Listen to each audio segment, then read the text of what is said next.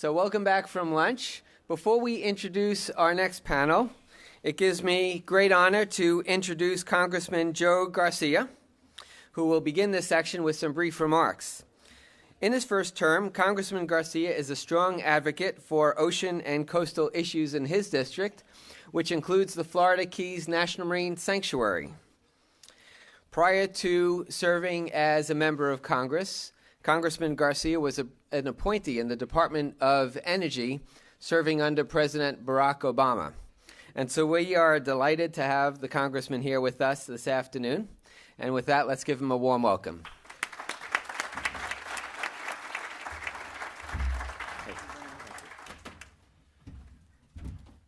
You obviously didn't get my long introduction. I got to make sure that we send that one. Anyway, thank you. I have the distinct honor of representing the southernmost tip of the United States, which is the Florida Keys. So I consider myself not only the congressman to the Florida Keys, but all of the Caribbean and parts of Central America and Latin America. That's because my district is one of the most diverse in the country. And so this is an issue, what you're looking at today is a tremendously important issue for us. You know, as a congressman for the 26th district, South Florida and all of us understand the rising sea levels and coastal issues are among the most important environmental and economic issues that our country looks at. You know, we sit on something called oolite. It's the fabric that our city sits on. It's a porous limestone that, unlike other places, you can't keep the water out. You can't build a wall in South Florida and keep water out because it just comes up from under. So we have no choice but to begin to look at it. And in South Florida, we have a real sense of urgency on that issue. That is why in recent years, our local governments have decided to come together and work collaboratively to address the impacts of climate change. Miami-Dade County, Monroe County, and others have established a joint partnership to develop climate action plan and set shared goals for future sustainability and advances in education and outreach, and aims to create common policy for the regional governments. I know that, like many others, I'm frustrated that we've not seen stronger action by Congress. I want you to understand that we don't have a particular dislike of you. We have no action on anything in Congress, so you shouldn't feel discriminated against. There are central issues that our nation has to face, and we're simply not looking at them. And if you don't believe that climate is an important issue, you know energy is an important issue, and yet we're failing to address those issues, and those two issues are intertwined. That's why this panel discussion and other forums held here during the week are so critically important. Please know that I'm committed to doing everything that I can to break through this gridlock in Washington. But it also requires you to put pressure on your local and federal elected officials. What you do is important to moving this debate forward and ultimately towards achieving concrete progress. I look forward to hearing your ideas and plans in the future and working with you. And I just want to close by saying, you know, it is one of the most precious resources. And when you've had the opportunity that I've had to grow up on the water, grow up in a community that understands that link. Someone on the panel talked about fly fishing. That takes too much work. But I'm a deep sea fisherman, and I grew up fishing. And when I'd go out, I remember I'd go out and you'd see with these, you know, these captains, and they'd be drinking a bottle of beer, you'd be drinking, and they'd throw it over the side, and they'd say, "Oh, that's environment for little fishes. They live inside the bottles," and they'd throw the bottles over the side. You know, I was 13, seemed like a good idea, and I wasn't drinking beer, so it didn't matter. But what I've seen in the last decade, as I take out these very same captains, and you're paying them $700, $1,000, and this very same captain, he's on your dime, and he's, you know, going fast out to the deep water to catch big fish, and he'll see a big thing of plastic on the side, and he will stop the boat, he will direct it to that, and he'll pick it up on my dime.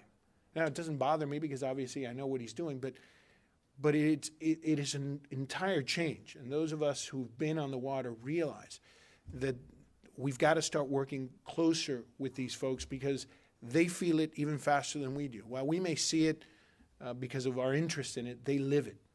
And sometimes they don't understand you're trying to save them, But in many of the projects that the federal government has done, state officials, we've seen a change, and we've seen a change in attitude. And my biggest supporters on environmental issue are these very conservative fishermen who depend on these resources because they want to protect it. And they understand that if we don't help them, they'll never be able to do it. So may God bless you for what you're doing. Keep the focus on. Keep attacking us. Keep moving us. We run for these positions because we want to take abuse. We have tough skin, and you've got to demand from us, because if you don't, others won't. And it begins with those who know what the science is and the importance of preserving this precious resource. Thank you very much.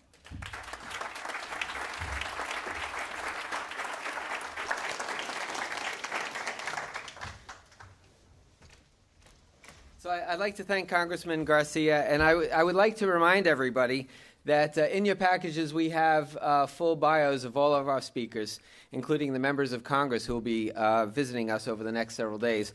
And I want to make sure that everybody notes the background of the Congressman, which is as impressive as any of you will ever see, in terms of how he put himself through college, how he put himself through law school, how he worked for the governor of Florida, 2 political parties, and how he has represented the Cuban-American community both in the state and nationally.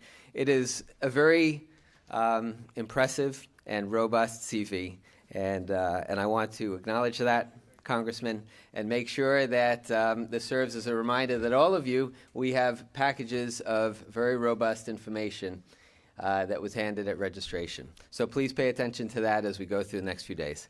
Congressman, thank you very much.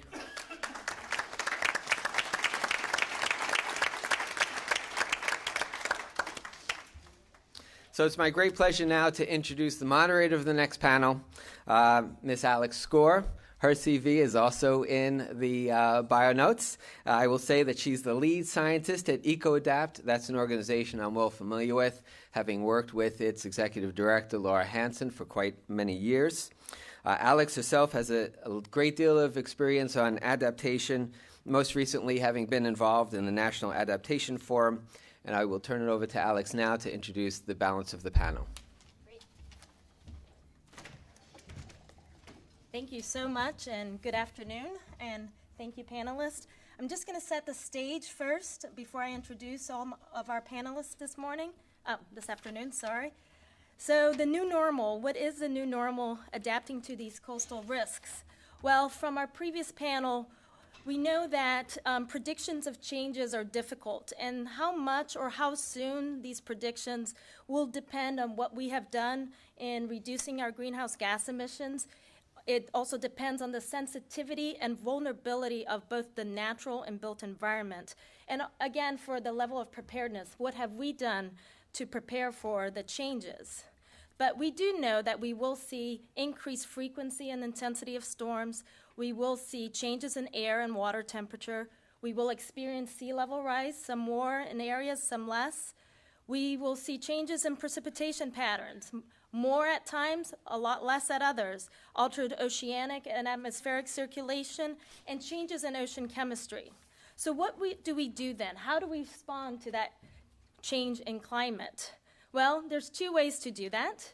You can do it by mitigation or adaptation. We're going to be talking about adaptation today, but just to get everybody on the same page to understand the differences between the 2, mitigation is really how to decrease those greenhouse gases and increase our carbon storage.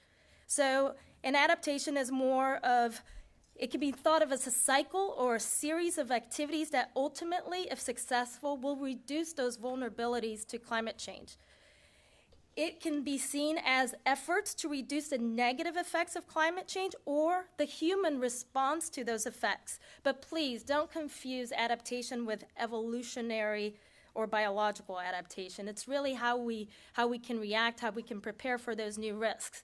So the way I like to look at it, think of mitigation as a really, really good road, safe road, driving a really, really safe green car that doesn't emit any greenhouse gases, and you're still driving a car, so you still have to do something about the risks associated with driving the car. So then adaptation is, oh, I want to make sure I'm wearing my seatbelt when driving that car and that I am have, a airbag that will protect me. So adaptation is the insurance given a non-zero probability that climate change will have some adverse effect on our investments.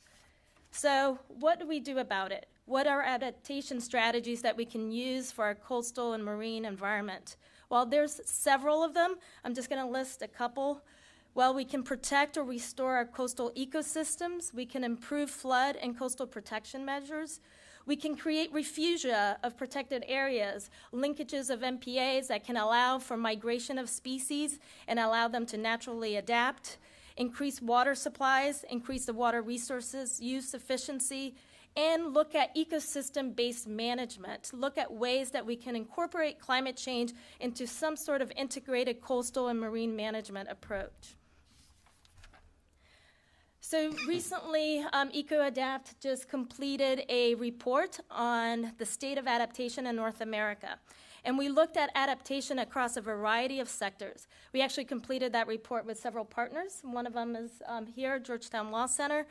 And what we found is that most of the activity to date in adaptation is being focused on impacts assessment and the planning and the creating of more resources and tools and on vulnerability assessments. Not a lot is being done into the implementation side of things, and very little is being done on the monitoring to see whether strategies that are being implemented are actually being effective and are actually working. So today, the challenge that I give my panel members is how do we move from that planning to action? How do we start implementing adaptation strategies that are successful? So with no further ado, I'm going to briefly introduce our panel members, and then I'm going to ask them to give us a little bit of background on what they're doing to decrease in their present work, what they're doing to decrease coastal vulnerability to climate change. So Michael Cohen, right here next to me, is a Vice President of Government Affairs from Reinsurance Re. Next to him is Jessica Grannis, Staff Attorney from Georgetown Climate Center. Michael Marella is the Director of Waterfront and Open Space Planning Division, Department of City Planning in New York. John Schelling is the Earthquake, Tsunami, Volcano Programs Manager in Washington Military Department, Emergency Management Division. And last but not least, David Wagoner, President of Wagoner and Ball Architects. Thank you, panel. And Michael, would you like to begin? Sure. So to begin with, I work for Reinsurance, which is a reinsurance company. And I think probably a little bit of explanation of what that means is in order, because I'll tell you, I didn't know a heck of a lot about it before I started working for them. Reinsurance is essentially, in its simplest form, insurance for insurance companies. So a primary insurance company, which are all the companies you've actually heard of, they sell you a policy, they take the risk, and they hold enough in reserve and enough in capital so that if there's a loss from an individual house fire or a break-in or something like that, they can pay. What they don't do is hold enough in reserve to pay for a Katrina or a Sandy or a major disaster. So what they then do is pay premiums to us, and we take on all that risk, which means we have, as collectively as an industry, the world's catastrophic risk in our hands. So that means Japanese earthquakes, Australian flooding, California, Washington state earthquakes and volcanoes, hurricanes, et cetera, et cetera. And the way our business model works is we try and disassociate those risks so that we are taking risks all over the world, and hopefully all of those bad things are not happening at the same time, because when they do, it's really bad for us. But the rest of the time, it's very good for everybody else because rates are much lower that way than if your insurance company was holding all of the risk in one place. Because if you're Allstate or State Farm or someone like that, and you've got all of your property concentrated in Louisiana, Katrina could put you out of business. This way, that risk is spread globally, and you're getting subsidized premiums coming in from elsewhere in the globe, and that's helping to defray some of those costs.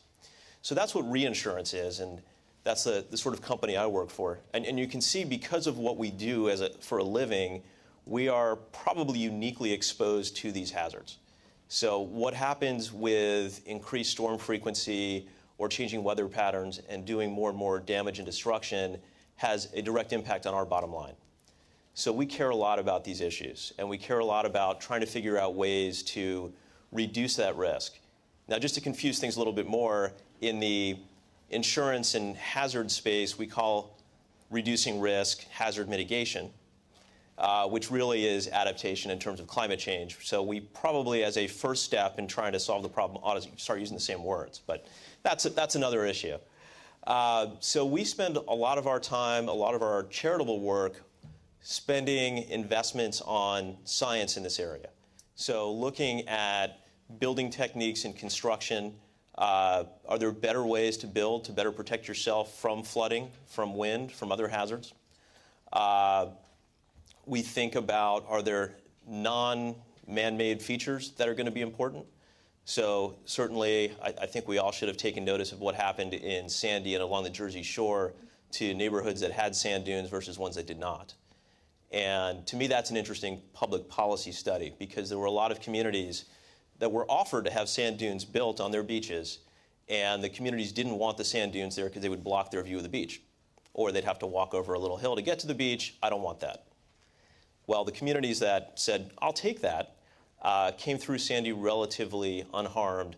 The ones that had a clean sweep from ocean to their front door had the ocean sweep into their front door.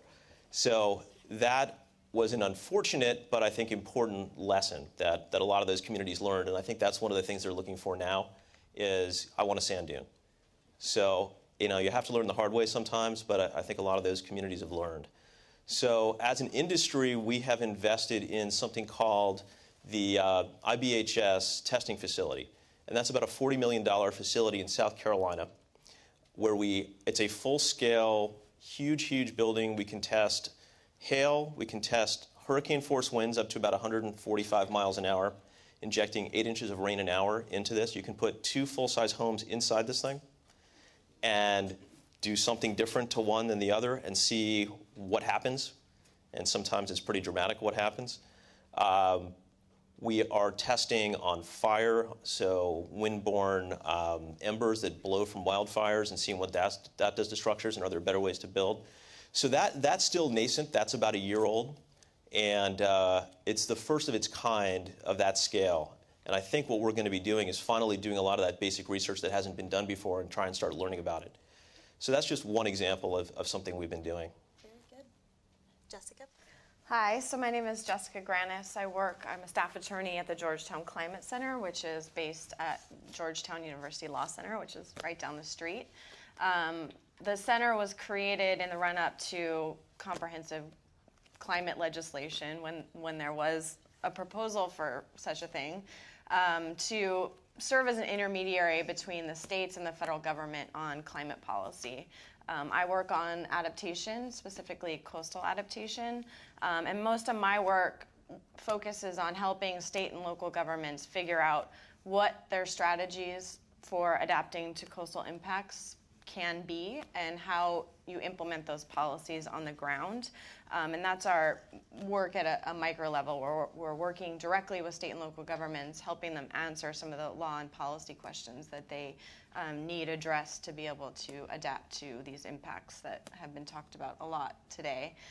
The second component of our work really is focused on serving as a resource for state and local governments and helping connect and bridge communication between state and local governments and federal agencies. So as part of that work, we host an adaptation clearinghouse, which tries to distill the huge bulk of adaptation resources that are out there, and really help communities find the resources that are most useful to them in their adaptation planning process. We also have developed some toolkits on adaptation, both on sea level rise adaptation and urban heat adaptation, which look at the array of land use and other tools that communities can implement to help them prepare for and respond to impacts. And then, on the ground work, we've looked at several different aspects of the legal challenges of adaptation. We worked with Maryland and Connecticut developing a model ordinance that they could figure out how you integrate land use policies into existing zoning ordinances, floodplain ordinances, and how you build adaptation into those existing frameworks for regulating development for flood impacts. At a federal level, we've looked at some of the federal laws that affect state and local decisions about how to adapt to flood impacts, such as the National Flood Insurance Program. What will the implications of the Bigger Waters Act that was passed last year be for adaptation and for communities that are having to see their insurance rates rise as a result of that bill? We've recently been looking at disaster relief funding and the Sandy supplemental appropriations. Can communities like New York and New Jersey use that funding to rebuild differently in anticipation of future impacts, or are they going to have to rebuild as is in place? And we've also been looking at living shorelines as an option for adaptation, and how Army Corps permitting under the Clean Water Act can affect state and local decisions about how to protect their shoreline and whether or not they can use natural systems to protect development rather than use hard armoring. So that's just a taste of some of the stuff we've been working on. Very good. Michael?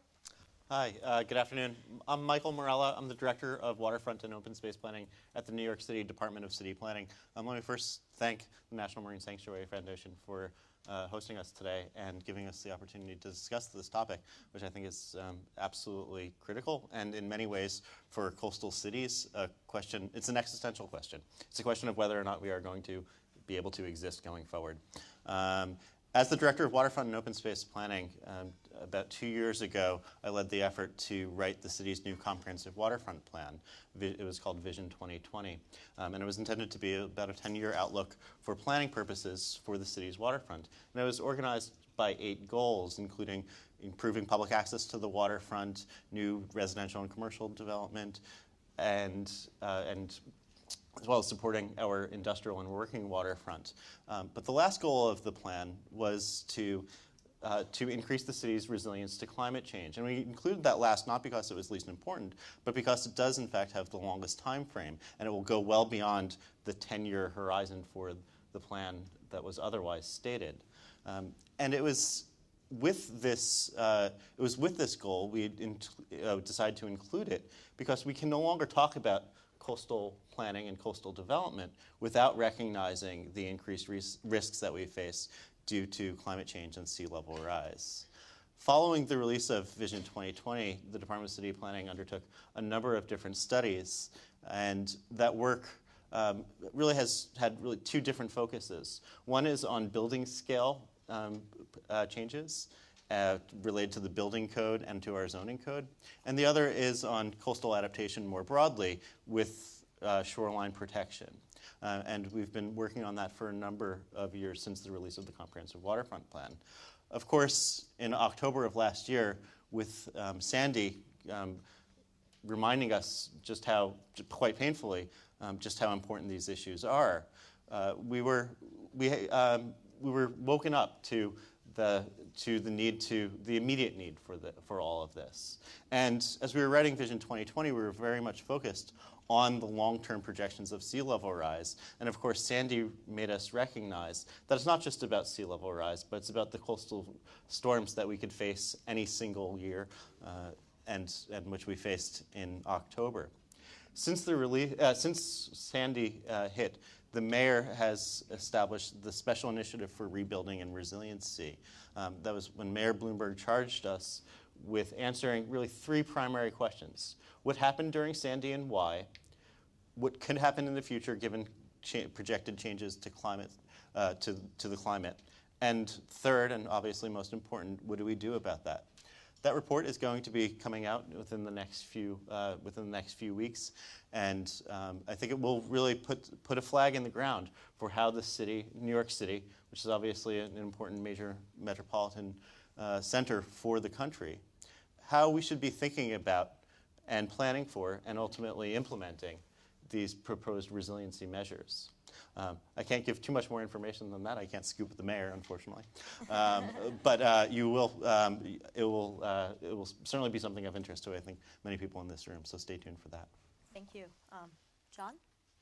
Well, good afternoon. My name is John Schelling. I'm the Earthquake, Tsunami, and Volcano Program Manager for Washington Emergency Management. And I want to echo Michael's thanks to the Sanctuary Foundation for putting this panel together and helping make my be here possible. What we're doing in terms of climate adaptation is ties in with a lot of our existing efforts in sort of the emergency management realm on a day-to-day basis. So looking, for example, in terms of preparedness, how we deal with these types of emergencies, whether it's something like a tsunami, whether it's something like an earthquake or a flood, how does climate change impact these types of events that we're already planning for? What's the type of messaging that we need to be giving to coastal residents so that when something like this does happen, they're much more prepared to respond? In our case, with the local fault right offshore, the Cascadia subduction zone, so within the case of a tsunami, within minutes, trying to integrate and tie in the mitigation strategies at a state level and that our local jurisdictions and stakeholders are using within their mitigation planning processes, so that it's not a duplication of efforts or anything like that. It's ways in which to consider types of mitigation strategies that may not only sort of buy down your risk for a flood, but also over the longer term for things like sea level rise and climate change. In terms of sort of the other components of emergency management, we've got the preparedness and mitigation aspects on one hand, and then on the other, thinking about response and recovery. And it's recovery that we're all familiar with response. We've seen it, experienced it in terms of some type of maybe short-term or small emergency, whether it's calling 911 or something bigger like a superstorm Sandy. In terms of recovery, though, there's been a recently released framework by the Federal Emergency Management Agency, the National Recovery Framework. And this is, I think, a way in which we can sort of shift the paradigm and how we're dealing with these types of sort of long-range issues. What we hear with the tsunami sort of hazard is, well, it's probably not going to happen in my lifetime. And we sort of hear those same types of words with climate change. But it's something I'll worry about later. But in terms of thinking about recovery and what it takes to recover from these types of disasters, how these two things can be interwoven. Communities are, with the release of this framework, now being asked to consider, well, what's the post-disaster landscape going to look like? What are you planning for in terms of a recovery? That discussion, I don't think, should be led by emergency managers. I think it actually should be led by land use planners, and with emergency managers and other stakeholders have a seat at the table, so that we can kind of talk about these things in a more comprehensive way, in which we're looking at more of an all hazards approach to buy down that risk and reduce that vulnerability within coastal communities. One of the activities in particular in Washington that we've been focused on over the last 4 years has been implementing adaptation or mitigation strategies specifically for tsunamis and trying to provide a life safety component. We're familiar with the building codes and the earthquake and seismic provisions within building codes. Tsunamis is sort of a very different phenomena, and that sort of understanding of the impacts it has on our structural, our built environment is just now beginning to make its way into the code cycle. So those types of discussions and how we actually use that to build structures within vulnerable areas, communities that existed long before they knew they had any kind of a tsunami hazard, so they can think about where they're putting these types of facilities, designing them so that they can withstand not only the magnitude 9 ground shaking that will precede them, but the 60-foot tsunami that will follow. So in the short term, we're thinking about these in terms of providing an immediate life safety refuge for coastal residents and integrating those within the natural and built environment. But longer term, it's going to be using, I think, this recovery framework and recovery mindset to how do we perhaps maybe not put people in these types of situations to begin with, and think about how communities, 100% of which are located within a tsunami hazard zone, how do they begin to think about recovery and long-term viability, much like New York is trying to think about in terms of climate change, and you put that on top of it and also see some of the impacts that will be forthcoming. So I think it's a really interesting time within sort of the emergency management realm to capitalize on the release of this new framework and integrate it within a lot of the planning context that takes place on a day-to-day basis within coastal communities. Thank you. David? Yes, I'm David Wagoner, an architect, Wagoner Ball Architects in New Orleans. I think it's fair to say that Americans are by nature reactive. I think it's also clear that we're opportunistic. In the days and weeks and months that year after Katrina, which was 2005, the state and other entities began fairly clearly to focus on the coastal restoration challenge, which had been talked about for a long time. The public became very aware of the coastal restoration thing. The Corps of Engineers had the problem of the collapsed levee system and very quickly moved to rebuild the flood protection system that surrounded New Orleans. So there was a multiple lines of defense idea, and it was drawn by the Lake Pontchartrain Levee Foundation, accepted in the Coastal Master Plan. Basically showed a lot of speed bumps, levee, and then it showed an elevated house and evacuation as the third line of defense. If you understand the situation in Rotterdam, it's the easiest example. The Dutch have this stipulated 10,000 level protection. New York would like 10,000 protection. Well, they don't, in Rotterdam, get that with one step. They get that with the gates at 100, the Maasland barrier. They get the integrated dikes within the city. They have 70 more, so that's 7,000. And the residual, the 10,000, is the internal water system. That's the Wester Single and some very attractive features. So then, having had the opportunity to go to the Netherlands, having some relationships within the Dutch government, with this attention that I was beginning to pay this question that was seeking an answer, which is kind of the fundamental there of attention, began to explore with the Dutch government, not really with the American government and not really with the government of the city of New Orleans, except peripherally, how we might begin to adapt in New Orleans internally within the urban framework, within the levee system. And so then we organized, eventually over time, a series of 3 Dutch dialogues workshops that some of you may know about, but they were interdisciplinary. That would be fundamental, but even prior to that, they were international because we brought in Dutch experts, colleagues really, friends now. And then the other component of all this was always the intergenerational, trans-inter, but nonetheless, this is a long-term problem. And as we were looking at it, we knew it's going to have to go on long, and we're going to need not just people my age, but people my son's age.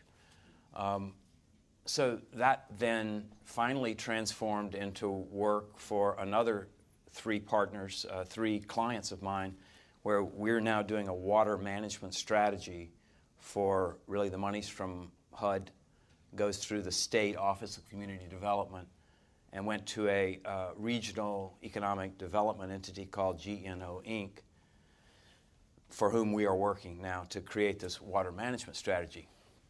So just in short, before we begin a discussion, that then looks at the area of New Orleans in 3 basic levels. It looks at the system level, what further urban system improvements do you need to make, and those are not just drainage systems, they're also green infrastructure, best management practice systems. It looks then at the districts of the city, because the districts of New Orleans, those of you who know New Orleans know that it has a lot of iconic neighborhoods, but then it has some fairly generic suburbs even within the main area. So how do you differentiate those, and how do you use water to help with the urban design aspect of those? And then it also looks at the thing that maybe is less threatening to politicians, which is projects. And I'm learning that if you call something a pilot, sometimes you get more legerdemain to engage it than if you call it a project. It's just a pilot. We're just going to try this. And so that's where we are. And As Michael was sort of teasing with the mayor's report, we intend to release this publicly on the 8th anniversary, which is 8/28/13. And until then, we have some things on the website. Living with Water and Dutch Dialogue still carries some things. But this is a comprehensive effort to reimagine New Orleans through the lens of water in a positive sense. Very good. Well, so we're going to open to discussion. My first discussion item, like we've heard, we tend to react to the urgent catastrophes, like David just said. We're reactionary and opportunistic. A recent survey from ICLEI and MIT stated that 74% of U.S. cities have actually perceived some sort of climate change, and but only about 59% of U.S. cities are pursuing any type of adaptation planning, and only 13 have actually completed an assessment of their vulnerabilities. So a little bit knowing that, how do we increase the urgency for cities, states to actually start developing plans and implementing these plans? And then how do we balance between the built adaptation for the built system and adaptation for the natural system? Does anyone volunteer to answer that? Sure, I'll take great. a stab at that. Thanks, Mike. Quite a few pieces to that question. I think first and foremost, if you're the reason why someone isn't thinking about this as a priority right now is climate change is a gradual process. If sea level rose 4 feet tomorrow, people would notice. If it rises little by little over a period of time, people feel like, A, I've got time to deal with this problem, and B, I barely notice it, so it must be insignificant. So I think that is a lot of the problem. Politicians tend to deal with what's front and center and what's getting a lot of attention, and this is not. However, that doesn't mean it's not happening, and that doesn't mean the impacts are not being felt now. And where they're being felt most, I think, are in a lot of these disaster situations. They're also being felt, I think, in the food supply, as where moisture is falling is changing. We're seeing droughts in places that didn't previously have droughts. We're seeing flooding in places that didn't used to have nearly as much flooding. So I think if we can try and get to that nexus between hazard mitigation, so protecting people from what's happening, and climate change adaptation, I think we're going to be in better shape. Those systems are already there.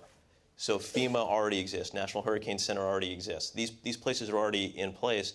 And frankly, the impacts of climate change are not going to be the giant Noah-like flood that comes in and wipes out Florida one day. It's going to be the more intense storms, the flooding that used to end at this point, and now it's 1.5 miles inland. So businesses and homes that didn't used to have to deal with flooding now suddenly have water lapping in their basements or in their main floors.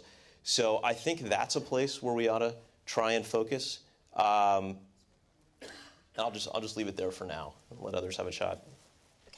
Well, so I think, thinking about it in the lens of the history of environmental regulation, a lot of floodplain regulations were driven by the National Flood Insurance Program and the carrot of federal flood insurance. Wetland regulations was driven by the Clean Water Act, and coastal regulations were driven by the Coastal Zone Management Act. And if you look at this through the lens of most local governments, they have maybe 1 or 2 staff people. They have all of these different priorities that compete with adaptation, even though they might align with adaptation. And so when they're choosing what to cope with, what to plan for, they're going to choose those programs that have funding associated with them or could have funding removed if they don't comply with these regulatory programs. And there's nothing like that for adaptation. All of the laws that I mentioned earlier rely on historic data as the baseline. And so the minimum requirement is that you look at the historic conditions and you plan for those historic conditions and you impose regulations based on that historic baseline. So I think if we really want to drive adaptation, there needs to be some kind of push at a state or federal level to really encourage state and local governments through a funding component or carrot to really start thinking about these issues. But I also think that there are a lot of opportunities for state and local governments to use those existing planning processes to start thinking about adaptation. They don't need to have a standalone adaptation plan, which adds expense and administration. They can incorporate adaptation into their hazard mitigation plan, which has been done in Lewis, Delaware, in Santa Cruz County in California. They can incorporate it into their comprehensive plans. All of these plans that they have to do already by law, and they're spending the time and effort to do it. This is an additional component, but ultimately it'll help them become more resilient. So I think there are opportunities there as well. Thank you. Anybody else? I would just say I think that the question of resources is an important one. I think by our very nature, we don't like asking questions for which we know that we won't have the resources to solve. And I think that that goes doubly true in government. I think, and it's also in part that in New York City, for example, in 2008, the mayor established the New York Panel on Climate Change, which took the best of global science for climate change and downscaled it for the New York City environment, so that we had our own projections led by scientific consensus from some of the best climate science experts in the nation, so that we had our own scientific basis for making rational decisions going forward about climate change and adaptation. With that work, we then began the arduous process of assessing the vulnerabilities within the city. That was incredibly important because we recognized early on that we would never have all of the money needed to solve everything. And so it became a question of how do we establish the priorities. And that was, I think that was fundamental, and because we don't have an unlimited pool of money waiting to be spent on adaptation. And I think if we were going to spur local governments to think more about adaptation, the carrot would be knowing that there's some pool of resources, ideally, in my mind, at the federal government level, that would allow for once solutions are found, for there to be an application process in place where you could get those resources. Just a quick comment in the interest of time. I think one of the challenges, having worked in local government for a number of years, is local elected officials are wrestling with a number of different issues and trying to prioritize the scarce resources that do exist. When a big project walks through the door, it's very attractive, whether it's a pilot or not.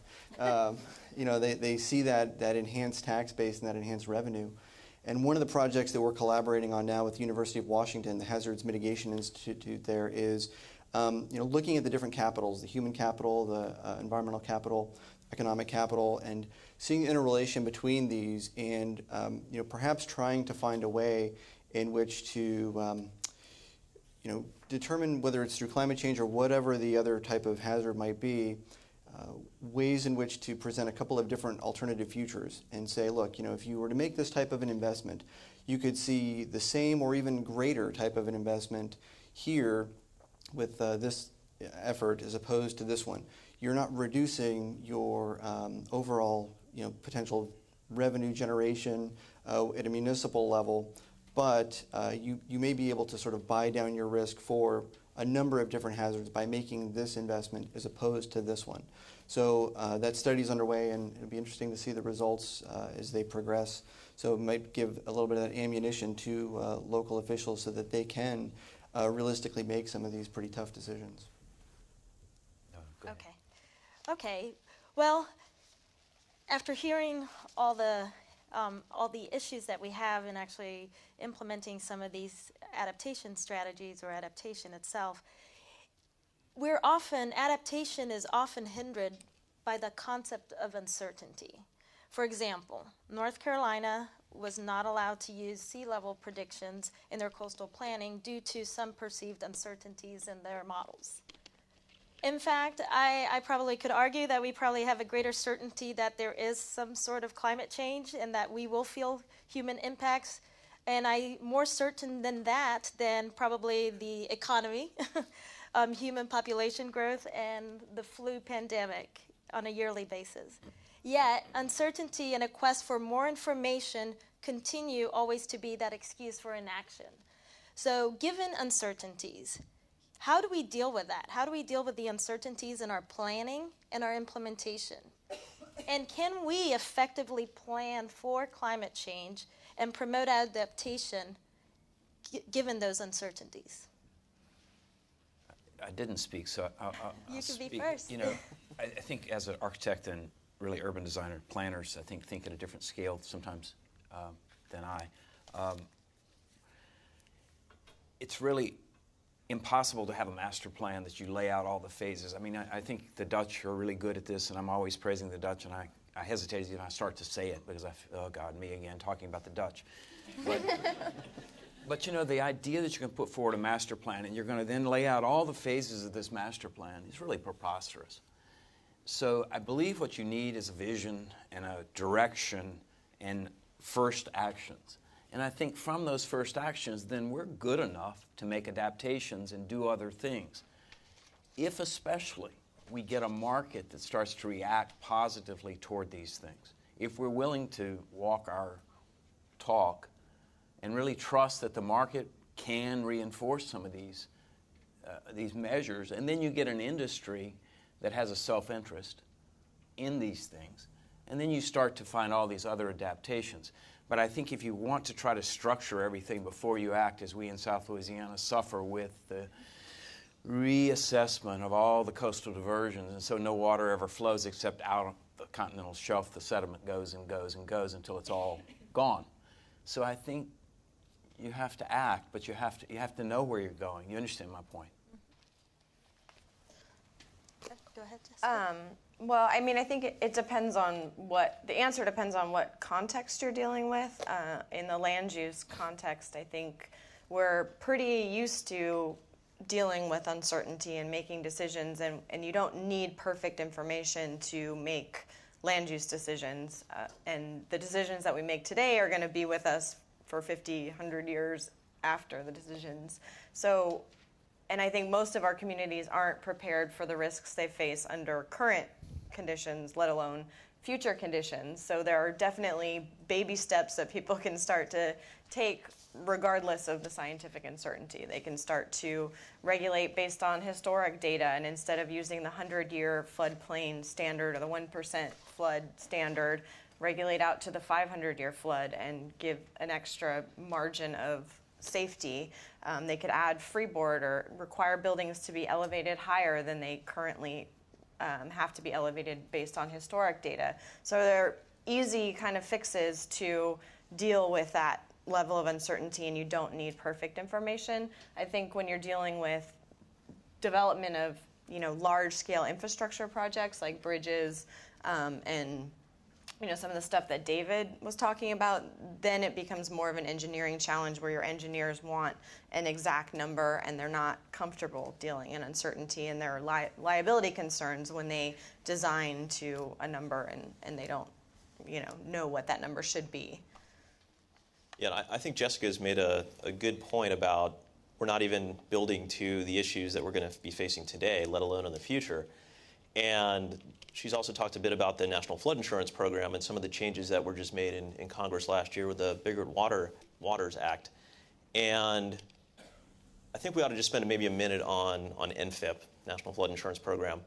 That, I think, is a prime example of what we're doing right and wrong as a nation in terms of adapting to some of these issues. So the flood insurance program has been around 40 years. The rates in it have been, in some cases, heavily subsidized. And there has not been a requirement that if your home is destroyed once or twice or 3 times by flooding, that you have to get bought out of the program. So consequently, in some of these cases, we've rebuilt the same home 10, 12, 15 times. That, to me, is a problem. It shows you are in a flood-prone area, and maybe it's not in the taxpayer's best interest to keep rebuilding your house. The other part of it is, with these subsidized rates, we're not sending the proper incentives to people. We're not giving them the right risk signals that they are in a dangerous place. So if their insurance actually was commensurate with the risk they're taking by living in these places, they probably would start to think twice if those rates were higher. The other problem is, with the rates not being higher, the program hasn't been taking enough in premiums to actually pay its bills. So we are now, post-Sandy, roughly $26, $27 billion in debt in that program. Bigger Waters was an attempt to try and fix some of that and start to bring the rates up to actuarial rates. So that'll start to go into effect this summer, as a matter of fact. But you're already seeing a number of bills in Congress saying, no, no, no, wait, we didn't mean to do that. We don't want rates going up on people. And there's certainly an argument to be made on the affordability part of it. So there are people living in lower income or moderate income communities that may not be able to bear a rate, and it's being phased in over 4 or 5 years. So whatever the increase is will step up gradually. But there's probably should be accommodations made for those people and help them kind of afford it, or give them the option of moving if that's what they want. But to stop the entire rate increase and stop fixing the program and continuing to put it more into debt, and also continuing to encourage people to live in harm's way, we're not doing them any favors long term, and we're certainly not doing favors to ourselves as a country. And there are a number of excellent mitigation programs within the flood insurance program that are designed to help communities and individuals mitigate this risk and lower the exposure that they have to flooding. So it's been a national program for a long time. I think it was way past due to have some repairs done to the program itself, and hopefully those will stay in place long enough to start to bear fruit. I think the NFIP program in New York has some interesting consequences. For one, the vast majority of buildings within our coastal area, within our flood zones, far predate the National Flood Insurance Program or any building code requirements related to flood risk, which means that we have a significant percentage of our building stock that is in fact at risk, but do not have the physical form that can easily be adapted to address those risks. And so those communities are now going to be facing, with the Bigger Waters Act, a significant burden ahead of them of upwards of $10,000 a year, it's estimated, in new flood insurance. Perhaps even more, depending on exactly where they're located, what kind of elevation of flooding they could expect. I'm not to suggest that the Bigger Waters Act wasn't well-intentioned, and I think sort of on the grand scale, nationwide, I think it's actually a very good step. But when it comes to playing out on the local level, there are some interesting challenges that we have to face. So for instance, New York City was hit by what I think is ultimately 3 separate storms. We had Hurricane Sandy, we had Bigger Waters coming forward with increased insurance premiums, and we're also at the same time getting new FEMA flood maps. The FEMA is now updating their flood maps for the first time, significant update for the first time in several decades. And now we're estimating that approximately twice as many buildings are going to be in the 100-year flood zone as was previously mapped. And so those homes that were built outside the old 100 but in the new 100 are going to be facing these new insurance premiums as well. And there's this interesting dichotomy that gets put out now, is that if your home was ruined during Sandy and you're getting federal subsidies to build back, you're going to be building back at a higher elevation, a higher standard. And so ultimately your insurance premiums down the line are going to be lower. Whereas if your neighbor wasn't significantly damaged and is able to build back or make minor repairs to get back into their homes, going forward, they're going to be the ones, your neighbors are going to be the ones who are going to be facing a significant increase in their insurance premiums. And it does become a question of affordability and the types of sociological and socioeconomic changes that we're going to be seeing in our communities. And so while I think the Bigger Waters Act and the NFIP in general is a well-intended program, again, how it plays out in the local level is going to be is potentially problematic. Which comes back to the question of adaptation, because if you don't monitor and test what the effect of the policy is, then you aren't doing anything, right? And I think it's really curious that Louisiana and New York, which are inevitably tied somehow, maybe through capital markets, but there are places that you actually, as a nation, need people to live.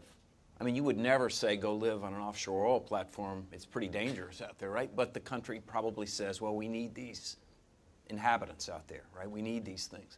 So in the lack of a national consensus about where we need people and what we're willing to underwrite, I mean, I feel like a politician here, not a Dutch one. Louisiana's coast is not a recreational coast in general, right? It's a working coast. There are people living there who are all field workers, right? And they got hit pretty hard. I think the numbers go from, Mark might know better, but $1,500 a year to $25,000 in 5 years. Well, they can't afford that. So what's the consequence? Do we need these people living here? Because as a country, there needs to be some sense of fair play. We talk about equity within the communities of poverty all the time. But we need to be conscious of what we're inducing here, and we need to think about the greater benefit to society. Okay, I do encourage everybody to submit some questions to me. If we don't get to all the questions from the audience, as a panel, we're going to try to make it available on the Capitol Hill's Oceans Week website. Hopefully, we can answer those. So I'm going to take one from the audience right now. If another superstorm Sandy were to hit the U.S. coast today, could we say we're more prepared as a result of the lessons learned? And maybe even expand a little bit more on that, including the lessons learned from Katrina and other disasters. Are we more prepared today? And if we are, how so? And if not, what do we need to do?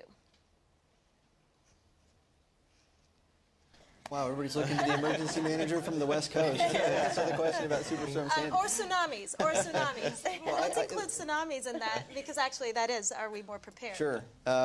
So one of the programs, aside from the National Flood Insurance Program, is the National Tsunami Hazard Mitigation Program. And they're somewhat linked, only in the fact that it's somewhat of a little-known fact that tsunamis are actually covered as a flood hazard under the NFIP. So, coastal residents, it's a great opportunity to get tsunami insurance. But the National Tsunami Hazard Mitigation Program is a collaboration between NOAA, the National Weather Service, the United States Geological Survey, FEMA, and 28 coastal states, commonwealths, and territories to identify what the potential tsunami hazards are that face the nation, and then actively work at a community level to help reduce those risks and vulnerabilities through a number of different mitigation strategies. But first, you have to understand what the threat is. And so tsunami science is relatively new in the U.S. And so there's a number of different modeling efforts that have been underway to ascertain what areas would be impacted by a tsunami. And on the West Coast, probably the greatest threat is the Cascadia subduction zone right off the starting in Vancouver, British Columbia, and working its way all the way down to Northern California. So if you witnessed what happened in Japan in 2011, that same thing is capable, that same phenomena is capable of happening right here in the western U.S. So we are trying to learn a lot, not only from events that have taken place, like the Samoan tsunami in 2009, the Chilean tsunami in 2010, Japan tsunami in 2011, and also, looking at Superstorm Sandy, what those types of impacts were and how can we actively reduce their risk. So in terms of preparedness, it's understanding, somewhat, sort of the human behavior component of it, what causes people to actively prepare. And we work very closely with a lot of social scientists to help understand what are the motivating factors that we can encourage people to take so that they do things like put together a family preparedness plan so that they understand that they may have only 15 minutes to get to safety. So having a go kit or they're out of area contact, those types of things. And a lot of work's been done through the Natural Hazards Center in Boulder, Colorado, and it's actually seeing people like you, like us, prepare. So watching somebody like you take measures to get prepared is one of the main factors to actually cause people to themselves take action to reduce their risk. Alternatively, the information that's being disseminated, characterizing in a way that's understandable, and also trying to communicate that uncertainty. There's a lot of uncertainty in some of the numerical modeling. So, for example, with vertical evacuation and trying to provide these types of refuges, it's adding a factor of 30% plus 10 feet, so that just in case it's not high enough, like was the case in Japan, we'll make sure that it's a level that provides life-saving opportunities here. So, I think, ultimately we witness and see these events that have taken place throughout the world, within our own country, And those are opportune times to use that information and ask, well, if it was me today, would I be prepared? Would my family be ready to respond so that when the time does come, like an earthquake in Mineral, Virginia, and looking outside and seeing the national monument clad in scaffolding to be repaired for earthquake damage, so that we are prepared and able to take the opportune measures to make sure we're ready when it does happen. And actually, I should mention real quick that we do, in terms of a lot of the work with social scientists, actually measuring, identifying what actions are causing people to become better prepared, and then tracking those over time. So, for example, I can say 99% of the people in the community of Ocean Shores, Washington, know that they have a tsunami hazard, and 40% of them have taken measures to actively reduce their risk. We know that. We can do focus groups, we can do surveys, and we can understand what that is, and then we can understand where those gaps are, and then work over time. Hopefully, if Congress will reauthorize the Tsunami Warning and Education Act to help make sure that we are increasing that community preparedness. I think one positive development, and again, it's reactive, but when disasters happen, resources flow into a community through disaster relief and the Sandy Supplemental Appropriation Bill. And we've seen over the course of since Katrina some positive developments in how federal agencies are managing their disaster relief funding, how state and local governments are taking that money and using it to build resilience, and how Congress made some key reforms to the Stafford Act, which is the primary legislation that governs disaster relief expenditures, when they authorized the Sandy relief money early this year. With Katrina, there was some efforts from New Orleans and impacted communities to rebuild back differently. A lot of their housing stock was destroyed. A lot of residents didn't move back immediately, and so it didn't make sense under the historic Stafford Act. You could get money to rebuild back in place in kind. There was no flexibility to allow communities to spend that money differently, to relocate things or build it back stronger. Because of New Orleans' effort and because of action on the Hill, there was efforts to reform that program and allow the cities to divert money and rebuild one school instead of 7 in the same areas. And a lot of that effort is working to the benefit of New York and New Jersey now with Sandy, where they can take the money and build in a different place, or they can use hazard mitigation money and rebuild higher. And those weren't options that were previously available to other communities. So there are positive developments there. We recently published a report on the Sandy supplemental bill and some of the programs and how, at a federal level, at a congressional level, at a state and local level, how you can really use this money and channel it towards adaptation and think about how to rebuild differently in these prime opportunities for incorporating adaptation into how you rebuild. I think there's still, more we can do, but I think that's a positive development. Yeah, and let me just say, I do think we learn a lot from each storm that happens. I don't think we're going to be dramatically better prepared this summer than we were last summer as a result of what happened with Sandy. But I think over time, we are getting better. So if you go back to around 1900, when Galveston, Texas was almost wiped out by a hurricane, there was virtually no warning because we didn't have the National Weather Service effectively in place at that point. It was a new organization. So the warning radars weren't there. If you look jumping ahead 100 years to Hurricane Andrew. So one thing we learned from Hurricane Andrew was that the building codes in South Florida weren't sufficient. I grew up in Miami, and my parents' house was badly, badly damaged by the hurricane. But as a result of that, the building codes changed. Now, South Florida has the strongest and best building codes for hurricanes in the country and are a model code that are adopted elsewhere. So those changes have saved untold lives. If you look at the loss of life now in a hurricane compared to what it was 100 years ago, it is probably 99% less. And that's a factor of better warning, better construction, better information to people that are living in harm's way. So if you're in that area, you know days ahead of time now that there is likely a hurricane coming and you need to evacuate. So even if your house doesn't make it, most of the time people do. And when they don't, it's frequently because they're not heeding the warnings to evacuate and end up staying in that house anyway because they think they can ride out the storm. And finally, I think Jessica's point about building back better is exactly right. So we get a lot of unfortunate data out of these storms. We learn what works and what doesn't, and then we're able to adapt those lessons into the construction that takes place with this flood of money that comes in from both the federal government and from insurance companies to help people build themselves a better, safer place to live. So over time, yes, dramatic improvements. It's unfortunately a gradual process and not something that happens overnight. Could I say one thing? I think flood accommodation wherever possible should be a principle. I don't think it's one that most people are ready for, but I think for that to be true, you have to follow on the wind codes that came out of South Florida. You have to follow on the earthquake codes that came out of Northridge, and you have to start writing water-related codes that architects can then follow and engineers can follow. But flood accommodation is going to happen. We're going to need that. We're not going to be able just to avoid it. And just real quick, I mean, one thing that I think we have to consider if we're in the context of greater community resilience, our codes today, for example, for seismic, I mean, they're designed to a life safety standard. They're only designed to let occupants escape the building and not have a collapse around them. It's not designed to let the building be used afterwards.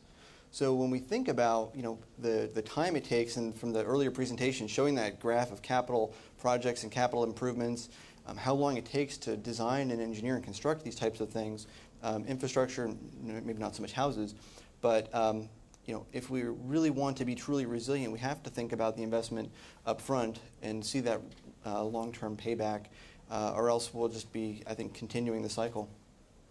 Okay, very good. So I said this earlier, the majority of the efforts to date are in the United States have been focusing on increasing our understanding of the problem. So what are some key steps that we can undertake right now to ensure successful adaptation? What can we learn from other countries? And what are the opportunities to promote that implementation across sectors for businesses, for communities, and for the natural system? How do we balance that? One place to start would be with the natural replacement cycles for projects, particularly for public infrastructure assets. As we are going to be, every community has to rebuild their sewer system at some point.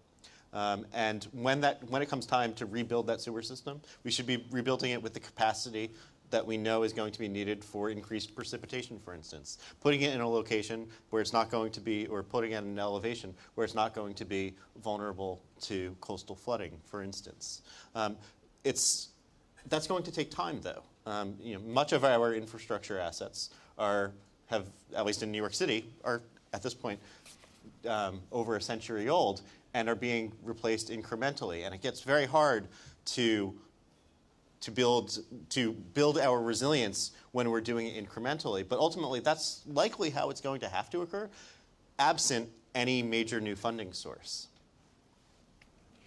I mean, Okay. Oh, no, go ahead, Jessica. No, go ahead. well, along those lines, I mean, I think there's a danger in requiring that everything have an adaptation label on it. I think there's a lot of good things happening under a different mantle, under hazard mitigation or resilience or sustainability, and some communities can't talk about climate change for political reasons or public perception reasons, but they're still progressing forward in taking important steps to build their resilience, and they're just not calling it climate adaptation. A lot of our work, we try to disseminate information about good replicable models. What are communities doing that are good models that other communities can look to as an example and then implement in their community. And it's heartwarming because we had a webinar in floodplain regulations where we had Waveland, Mississippi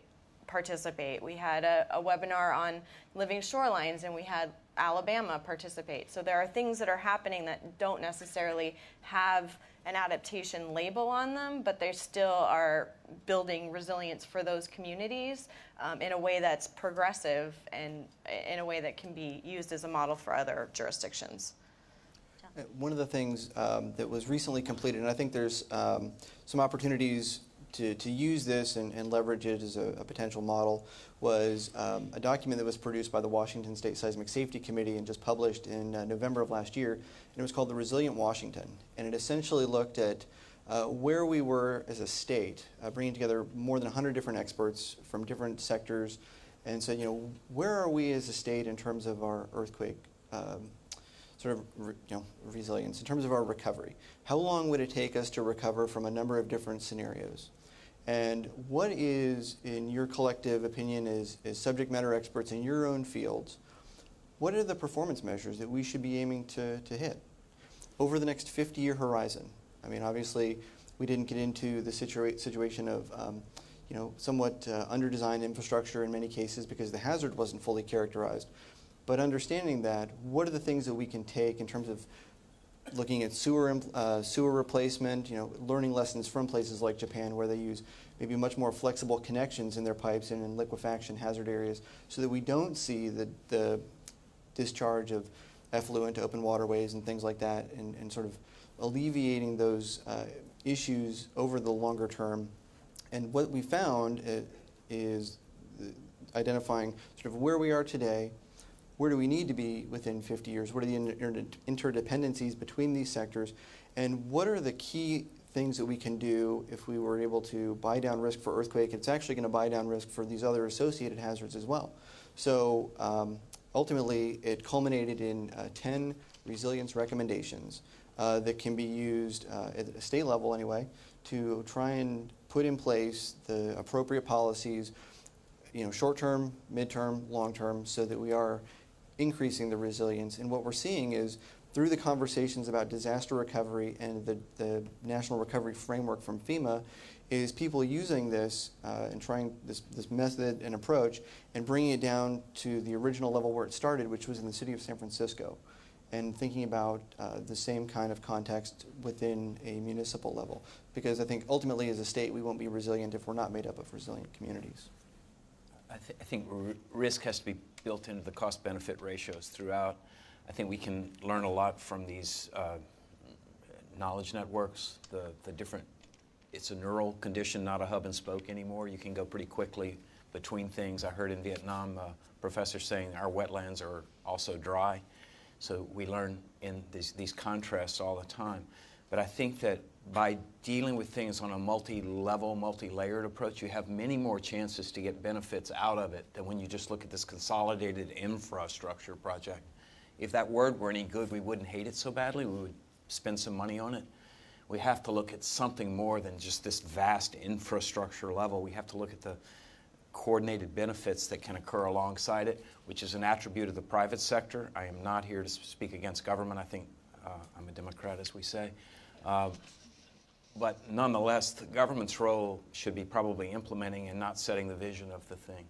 The private sector needs to step into this thing and really act for how the community can benefit with these projects. Okay, great.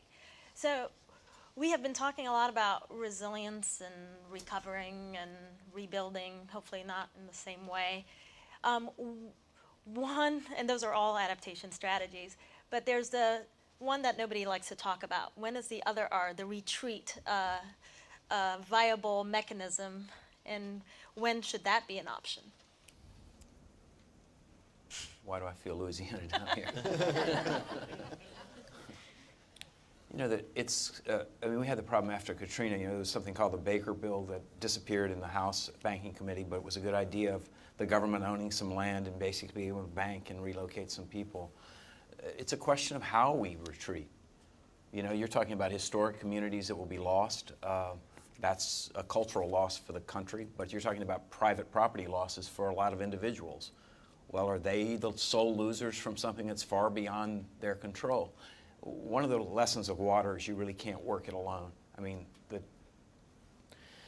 damn Dutch, again, here, the whole society is built on aggregating these risks and working together, and we pool our money to be able to live in these places.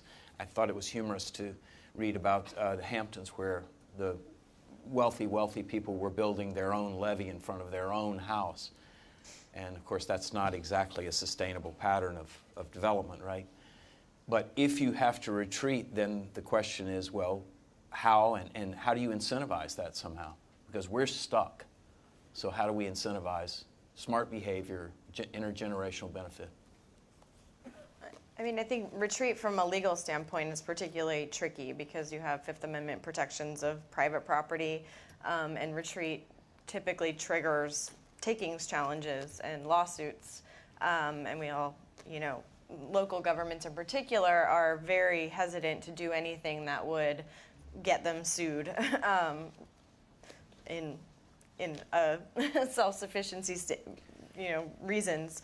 But I think there are ways that you can, and I think, Louisiana gave us a good example of how not to do retreat. After Katrina, a bunch of people came down and they released the green dot, the infamous green dot plan, where they showed on the map areas that were going to be conserved as open space, but those were areas where people lived, and so, they rightfully got out in the street and protested this plan and said, no, we're not going to retreat. And then the mayor came back and said, yes, we're going to rebuild back in place the way that the city was. So that showed that, you can't reactively retreat. You need to have a concrete plan up front that shows how you want to redevelop and where you want to redevelop and where you want to try to buy out and encourage redevelopment. But I also think that retreat it can't be a regulatory approach. It can't be something that you just tell people, yes, you have to retreat. It has to be an incentive-based approach that encourages people, perhaps coupled with regulation. And I think we also have to think about how we're impacting, society and the communities, and whether or not we're dislocating people from their community roots, and how we can rebuild in a way that tries to retreat but also maintain some of that community cohesiveness. And I think what Governor Cuomo proposed after Sandy was a good step forward, looking at how you couple buyouts to, get whole communities together to be bought out so that you can then restore some of the natural ecosystem function and provide protection for upland properties. So I think retreat is particularly tricky from a lot of different standpoints, but again, we're moving the ball forward slowly. One other dimension of retreat is the financial cost of it. In a place like New York City, where there are such great densities pre-existing on our coast, retreat is oftentimes not the most cost-effective strategy for coastal for protection when we're dealing with extreme events. That dynamic may change with increased storm activity, but even then, the densities and the cost of living and the cost of real estate in New York is so high that it's likely not going to be the most cost effective.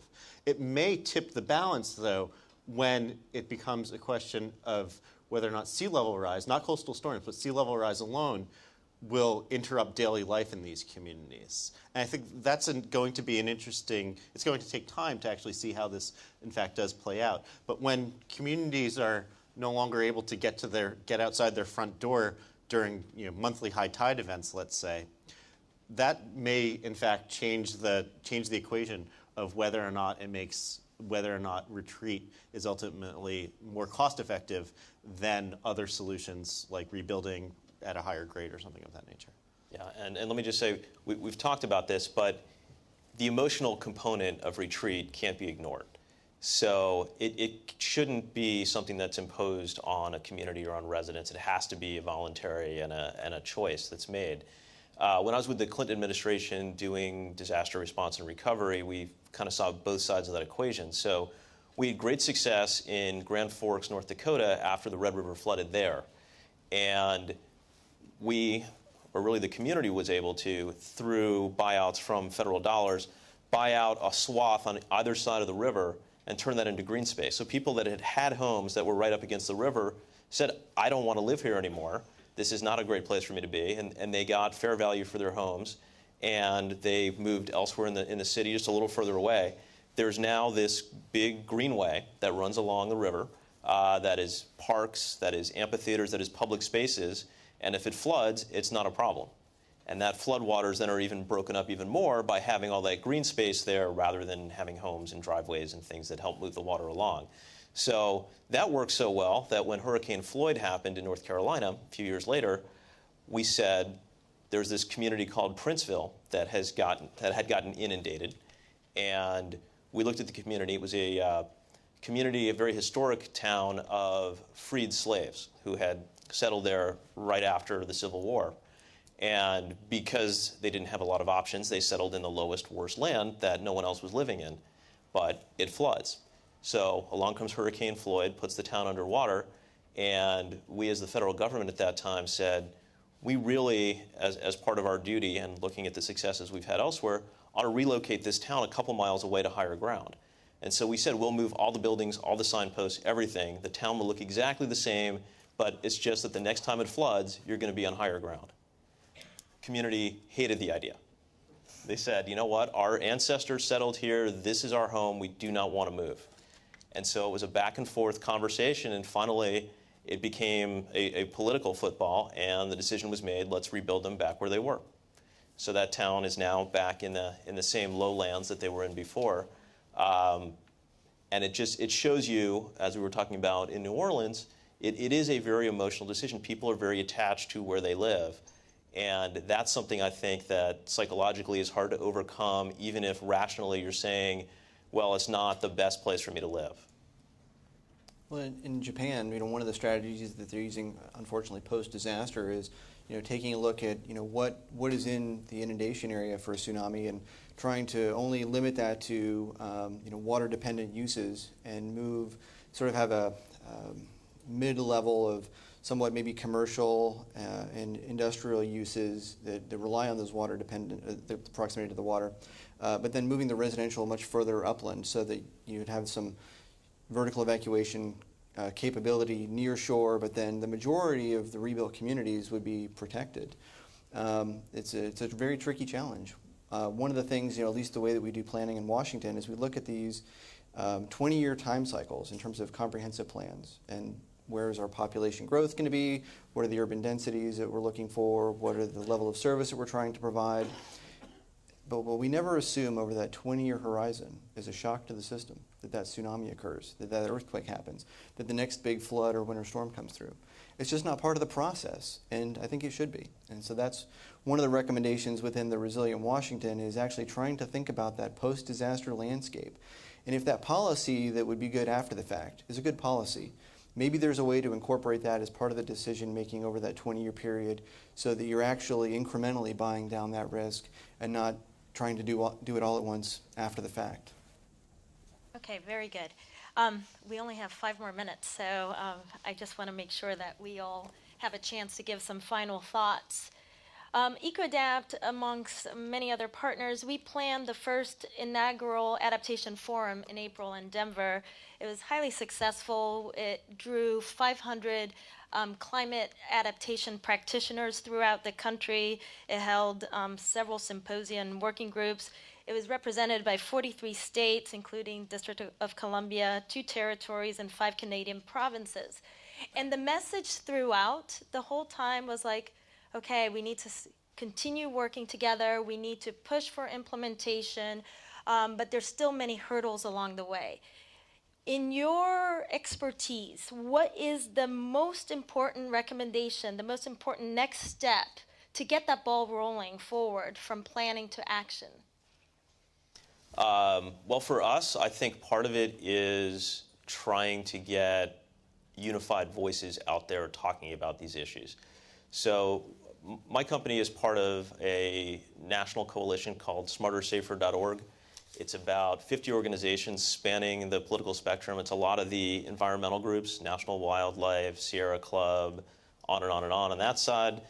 And on the other side, you've got conservative think tanks, tax party groups, Tea Party groups, and in between you've got business, you've got emergency management organizations, and just a whole host of the spectrum, all committed to what ends up being a very narrow area that they all agree on, which is what the proper federal role and state role of government is on some of these issues.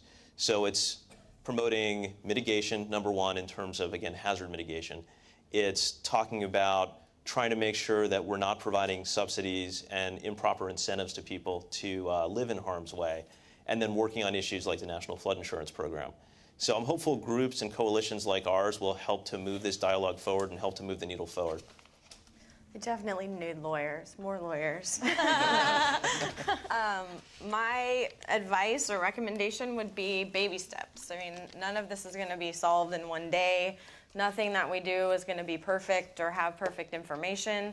And so, figure out what is achievable and doable for your community and implement those things and get community buy-in and use the resources and programs that are available to you to get you that political support and the incentives to implement. I think one example that we've been using a lot at the Climate Center with our local clients is looking at the community rating system, which is a sub-program of the flood insurance program, and it provides insurance discounts to communities that implement resiliency measures, which helps to counteract some of the bigger water insurance rate rises. So there are easy ways to maximize your benefits. I would suggest that when looking at resiliency, we shouldn't be looking at resiliency alone, but looking at the co-benefits for projects and the ability for these projects not only to make us safer and stronger, but also to have some other benefit to our community more broadly, be it public open space or anything else of that nature. I have the wrap it up thing right in front of me, so I would say one of the things that is hopefully will be coming before Congress pretty soon is a reauthorization of the Tsunami Warning and Education Act. What we've seen over the time with the previous sort of TWIA 1, that increase in community preparedness, and that now looking at mitigation strategies through things like vertical evacuation. Now we're seeing local investments, local communities voting to issue municipal bonds, taxpayers saying, yeah, I'm going to vote to rebuild that school so that the kids can get to safety in the event of a tsunami. Those types of local investments are now being born and coming to fruition because of a lot of the planning work that's been done under this legislation. So hopeful that that program will continue and we can see this sustained investment over time. New Orleans is a bit of a test case, I think, for America. Unfortunate, but it is.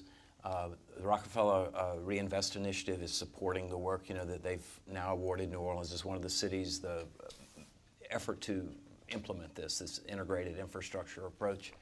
So I think that's a tangible next step. I think in all the times we talk about this, we always mention educating children.